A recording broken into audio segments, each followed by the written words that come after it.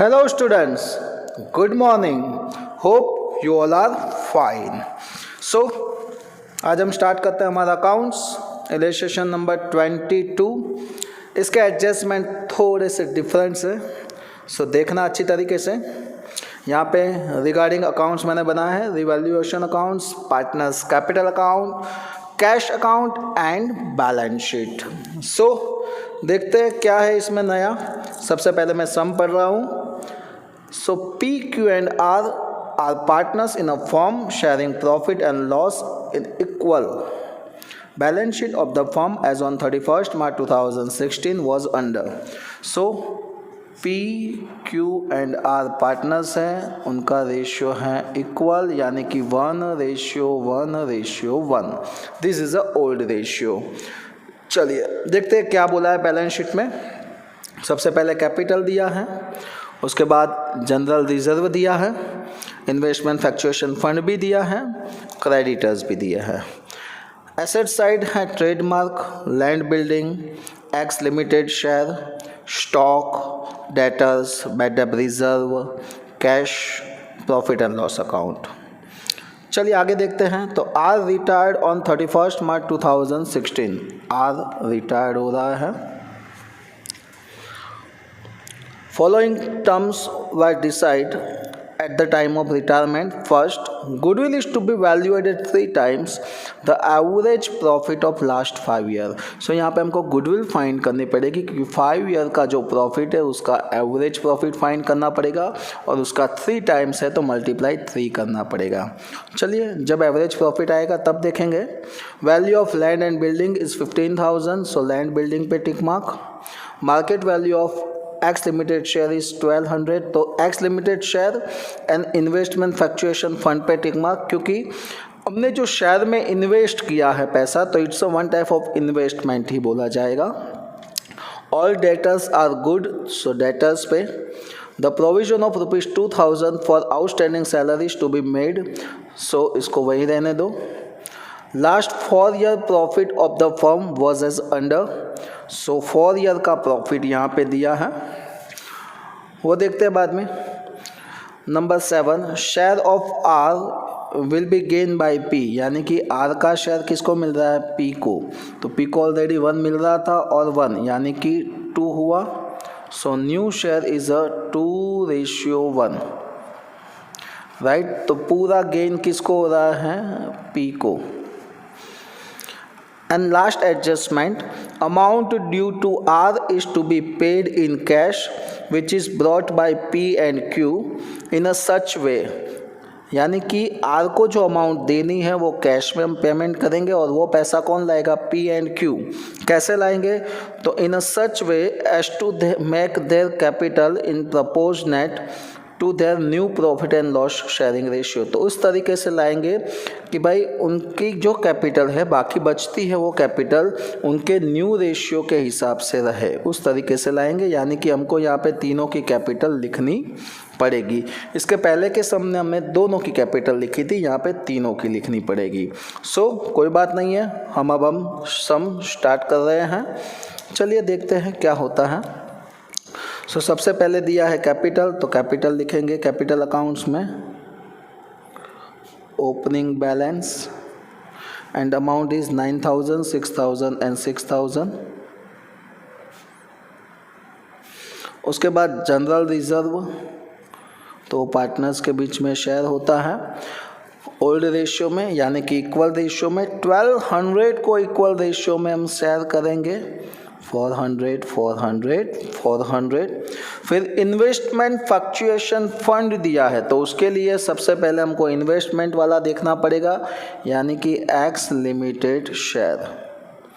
यहाँ पे x limited share दिया है 1500, और थर्ड वाला एडजस्टमेंट बोला है कि उसकी मार्केट वैल्यू हो गई है 1200, यानी कि डिक्रीज हुआ 300, माइनस करेंगे।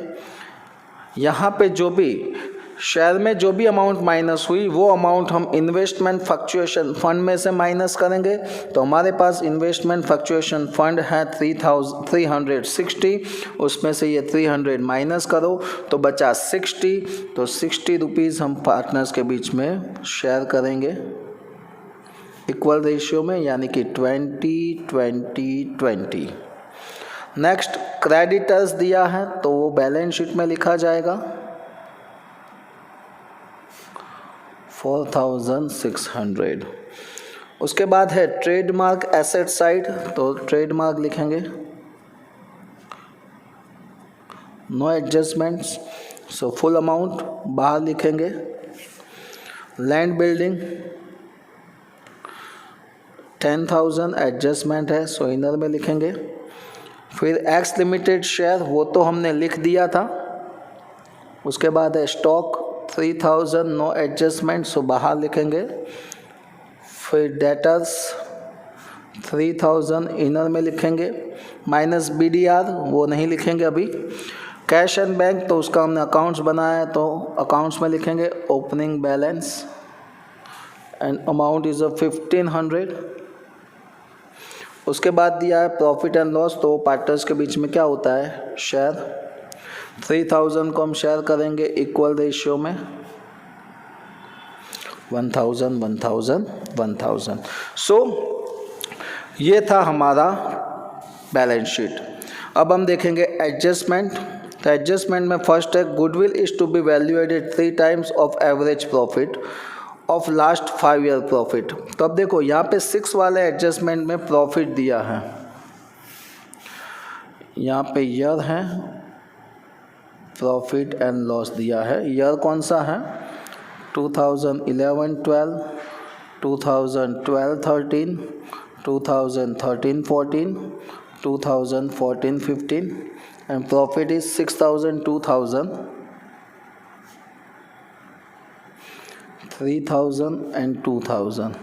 देखो यहाँ पे 4 ईयर का प्रॉफिट ही दिया है और बुक में हमको बोला है कि 5 ईयर का एवरेज लेना है। कोई बात नहीं है, 5th ईयर का प्रॉफिट हमको फाइंड करना पड़ेगा।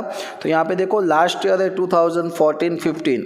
हमारी बैलेंस शीट कौन से ईयर की है, तो सर हमारे बैलेंस शीट 31 मार्च 2016 की है, यानी कि वो ईयर हुआ 2015-16, यानी कि इसके बाद वाला, यानी कि करंट ईयर जो हम जिसके हम अकाउंट्स लिख रहे हैं वो ईयर है। तो उसमें देखो कहीं पे प्रॉफिट एंड लॉस दिया है, तो देखो बैलेंस शीट में क्रेडिट साइड यानी कि बैलेंस शीट में एसेट साइड देखो आपको प्रॉफिट एंड लॉस अकाउंट दिया था 3000। अगर एसेट साइड देते हैं तो उसको लॉस बोलते हैं, तो ये लॉस यहाँ पे कैलकुलेशन में लेना है। हो गया 5 ईयर। फिर से बोल रहा हूँ 4 ईयर का तो दिया ही है, कभी भी कोई भी सम हो ऐसा 5 ईयर का बोला है और 4 ईयर दिया है, तो 5th ईयर आपको ओल्ड बैलेंस शीट में से ही मिलेगा।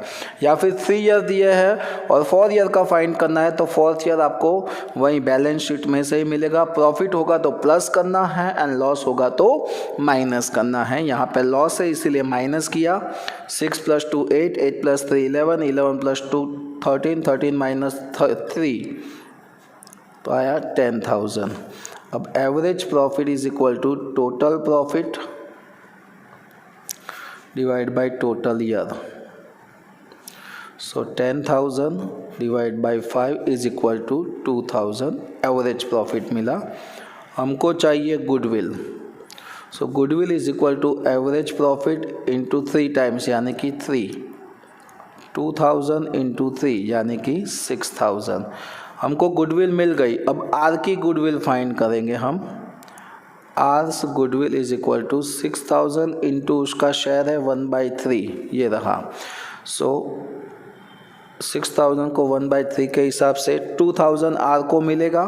कौन देगा, जिसको गेन हो रहा है वो पी को गेन होगा, यानी कि पी देगा तो उसके अकाउंट में डेबिट, आर को मिलेगा यानी कि उसके अकाउंट में क्रेडिट। यहाँ पे लिखेंगे आर अकाउंट, ब्रैकेट में लिखेंगे गुडविल, यहाँ पे लिखेंगे पी अकाउंट, ब्रैकेट में लिखेंगे गुडविल।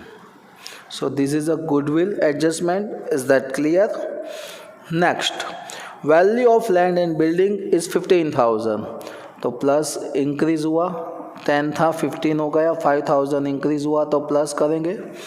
दूसरी entry credit side, land and building account 5000। Next, market value of X limited share is ₹1200, वो हमने शेयर कर दिया था। All number 4 all debtors are good, यानी कि ये 3000 अब बाहर लिखना है। उसमें से 240 जो बैड डेट रिजर्व माइनस किया था वो अब माइनस करने की ज़रूरत नहीं है, नहीं करना है तो क्रेडिट साइड लिखेंगे BDR अकाउंट। ये आगे आ चुका है चैप्टर 5 में भी। Next number 5, a provision of ₹2000 for outstanding salary is to be made. 2000 salary देने की बाकी है तो it's a one type of expense. Expense कहाँ पे लिखेंगे? रिवैल्यूएशन के debit side outstanding salary account, यहाँ पे डेबिट तो यहाँ पे क्रेडिट।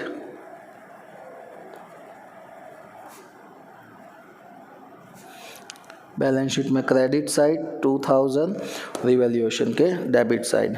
नंबर 6 वाला था लास्ट 4 ईयर का प्रॉफिट, वो तो हमने यूज़ कर लिया। Number 7 share of R will be gain bye P, वो भी हमने यूज़ कर लिया। अब लास्ट वाला देखना बाकी है नंबर 8।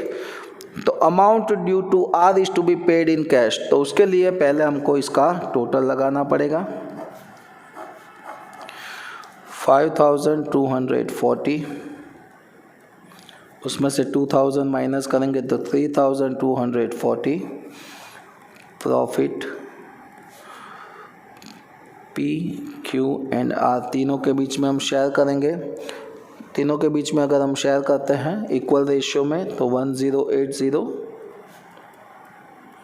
और वो प्रॉफिट हम यहाँ पे लिखेंगे।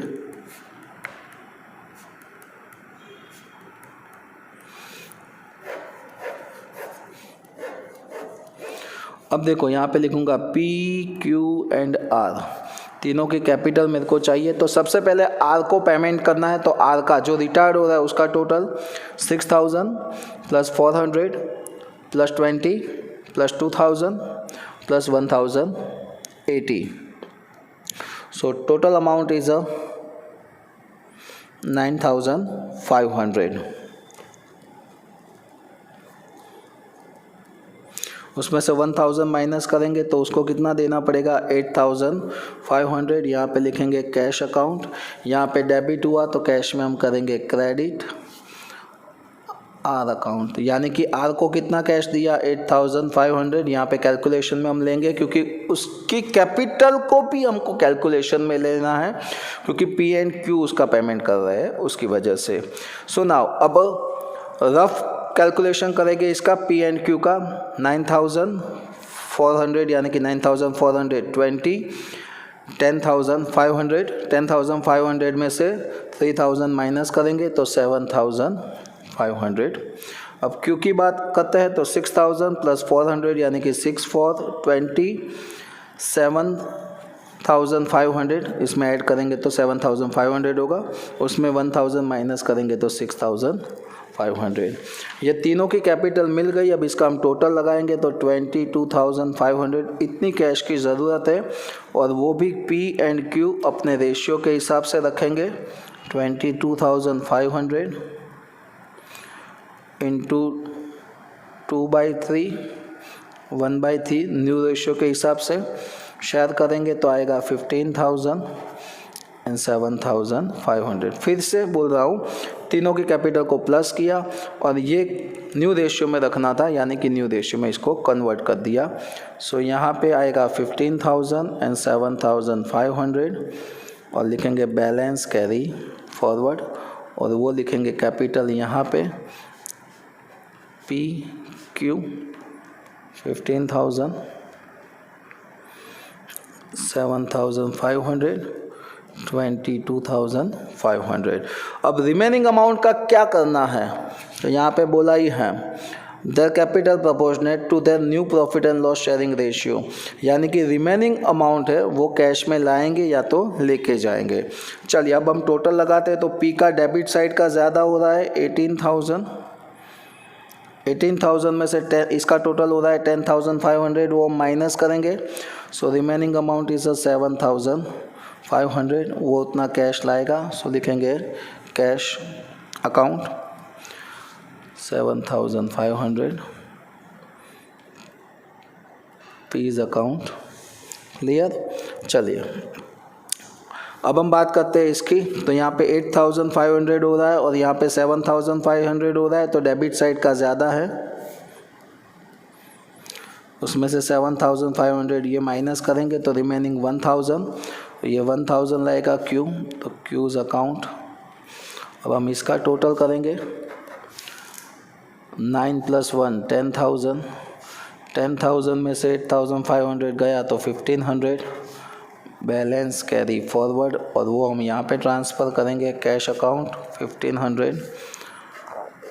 अब हम बैलेंस शीट का टोटल करेंगे, 22,500, 4,600 एंड 2,000, सो 29,100, दोनों साइड का सेम होगा, 1200, 5,400, 15,000, 3,000, अगेन 3,000 एंड 1,500।